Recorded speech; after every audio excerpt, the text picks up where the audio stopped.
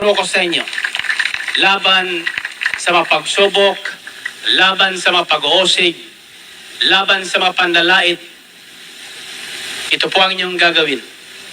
Kapag may nangyayaring ganon, the first step you should do is be quiet and be still. Be quiet and be still. Nang lumabas po ang balita tungkol sa inyong punong lingkod, ako po ay nasa Hong Kong. Dumating sa akin ang Xerox, ang fax ng mga dyaryo. The first thing I did is to be quiet. Ang daming periodistang gustong kumausap sa akin sa Hong Kong. May mga tumatawag pang television at radyo. Subalit ang wika ko sa aking makasamahan, tell them to forgive me. I will not talk at this time hanggat ako ay makarating sa ating bansa. So for 3 days and 3 nights, I kept quiet. And for 2 nights, my wife cannot sleep. At ang wika niya sa akin, Brother Mike, panahon na para ikaw ay tumigil. Ako ay answered prayer na. Purihin natin ang Panginoon. Purihin ang Diyos. Kinulayan niya ang dyaryo at nasusulat doon sa dyaryo. Ang wika doon sa dyaryo, hindi mga tupa ni Bilarde yan, tupa yan ng simbahan. At ang sabi sa akin ni Sister Belen, kita mo yan? Kita mo yan? Ikaw babae nagbubulag-bulagan. Hanggang kailan tayo tatahimik? 15 taon na tayo ginugulo dahil sa pinasukang mong ito. Hanggang kailan tayo tatahimik? Di ko kumikibo, tahimik na ako. Hallelujah.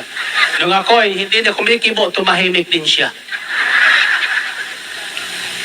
Kinabukasan, kinausap ko siya at nakangiti na. Ang sabi ko sa kanya, totoo yan. Hindi natin tupa yan. Hindi tupa ng simbahan yan. Tupa ni Kristo Jesus, dating Panginoon, tayong lahat. We are the flock of the Good Shepherd, who is Christ. Amen? Subalit, may inutusan din ng Panginoon na maging little shepherds. At yung mga obispo at mga kaparian, dapat din sila'y ating pakinggan kapag sila'y nangungusap. So ang wika sa akin ni Sister Bel, ibibigay mo na sila sa kanila? Kako hindi naman sa akin yan, paano ko pamimigay yan? Ang ipinamimigay ko yung sa akin. Sila hindi sa akin. They are God's inspired people. Amen? Ang sabi ni Sister Belen, misteryosong tao ka nga. Hindi kita maintindihan hanggang ngayon. Ang sabi ko sa kanya, huwag kang mag-alala. Darating ang Panginoon. Taglay niya ang gantimpalang na uukol sa iyo at para sa akin. Darating ang ating Jesus. Taglay ang gantimpalang na uukol sa bawat isa sa inyo nakikipagpuyat sa gawaing ito. Ibilin sa inyo.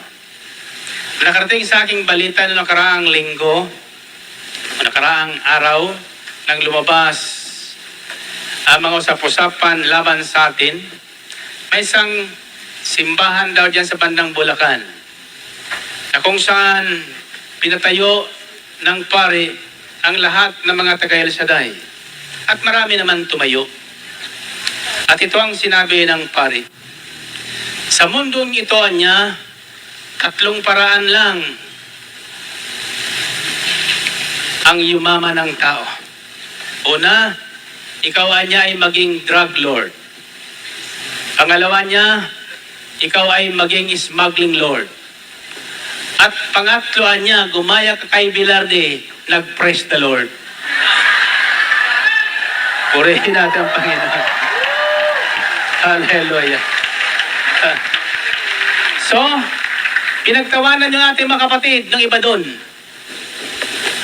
Ibig sabihin na insulto sila. Lumabas sila na may sama ng loob. Kapatid, hindi nyo dapat ginawa yun. Dapat pa nga lumokso kayo sa tuwa at galak. Amen? sapagkat wala pang hinamak sa harapan ng loob ng Santa Misa, kundi ang mga anak nila sa dahil lamang.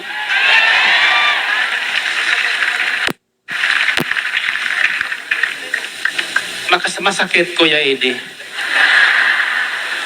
Subalit, masakit man, may gantimpala na naghihintay sa atin sa langit. Purihin natin ang Panginoon. Purihin ang Diyos. And so, brothers and sisters, kapag ginawa sa inyo yun, huwag kayo magalit. Lumundag kayo sa mata, mag-praise the Lord kayo talaga.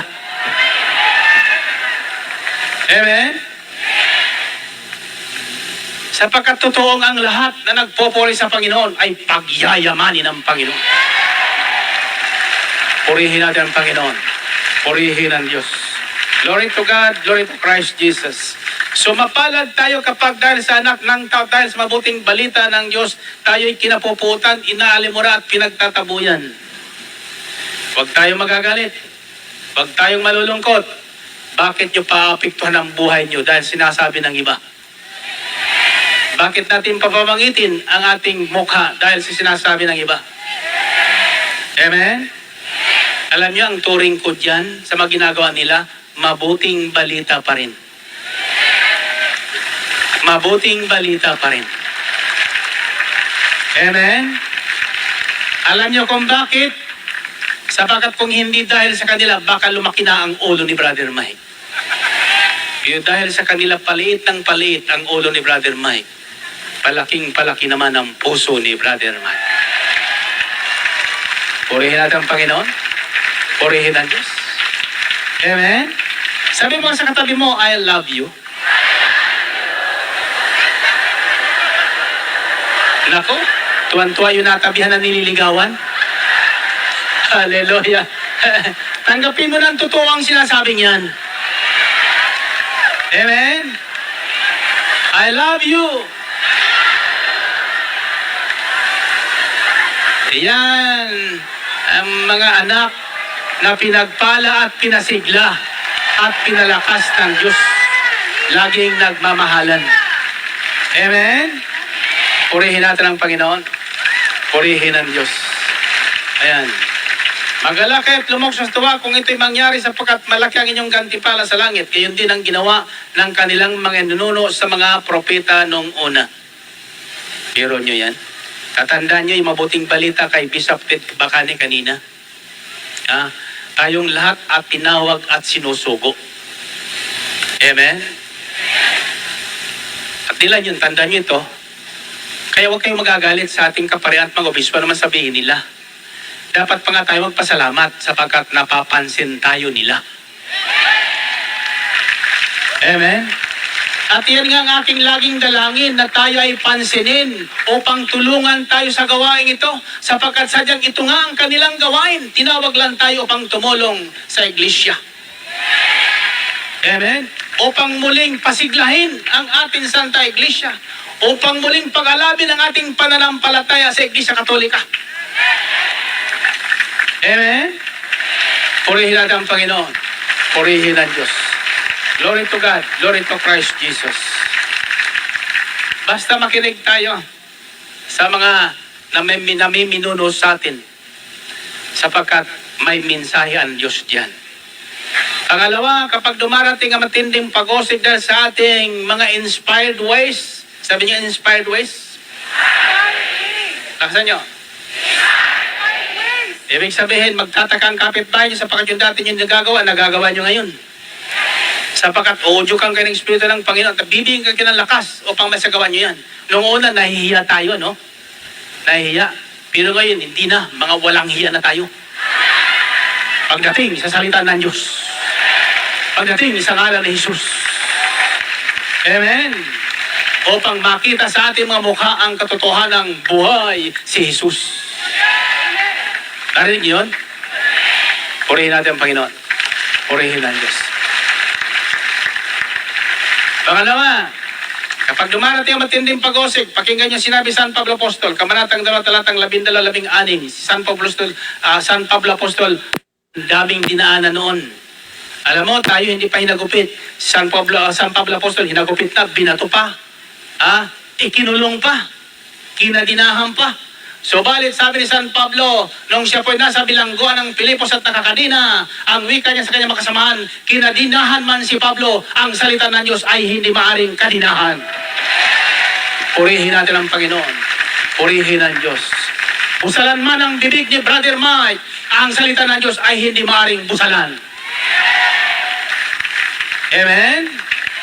Naniniwala ba kayo na sa pamagitan ng broadcast na ito sa impila ng DWX, alam nyo ba, ang ating DWX ay naririnig na pala sa China at Hong Kong? Totoo yan. Pangalawa, na dapat natin gawin kapag dumarating ang pag-uusig. Sabi San Pablo, Pilipos Kabanatang 2, talatang 12 hanggang 16. Kaya nga mga minamahal, higit na maging masunuring kayo ngayon, kaysa noong kasama ninyo ako. May takot at panginginig na magpatuloy kayo sa paggawa hanggang sa malubos ang inyong kaligtasan. Sapagkat ang Diyos ang nagbibigay sa inyo ng pagnanasa at kakayahang may sagawa ang kanyang kalooban. Amen! Purihin natin ang Panginoon. Purihin ang Diyos. Brothers and sisters, hiyain man tayo, pagbantaan man tayo, ano man ang kanilang balakin sa atin, walang maring makapipigil sa atin, sapagkat sumasa atin ang kapangyarihan ng Espiritu ng Panginoon na tawagin ang mga naliligaw ng landas, akayin silang muli patungo sa karya ng Diyos sa pamagitan ng ating Santa Iglesia Katolika. The so-called separated brethren of the church is going to come back. Is going to come back. Brothers and sisters, believe it or not, there is a revival in the church today. There is a great revival in this nation today. There is a great revival in the church all over the world today. Christ is coming very soon with His reward in His hands. Ang ating Panginoon Kristo ay muling darating at ang lahat na sa Kanya ay nag-aabang, naghihintay sa Kanyang muling pagbabalik. Taglayang gantimpalang naokol sa bawat isa sa inyong nasasaktan sa mga pag-uusig na ginagawa sa atin ng mundo. Gantimpalang darating na ngayon. Gantimpalang tatanggapin nyo na ngayon. Gantimpalang tinanggap nyo na nga ngayon.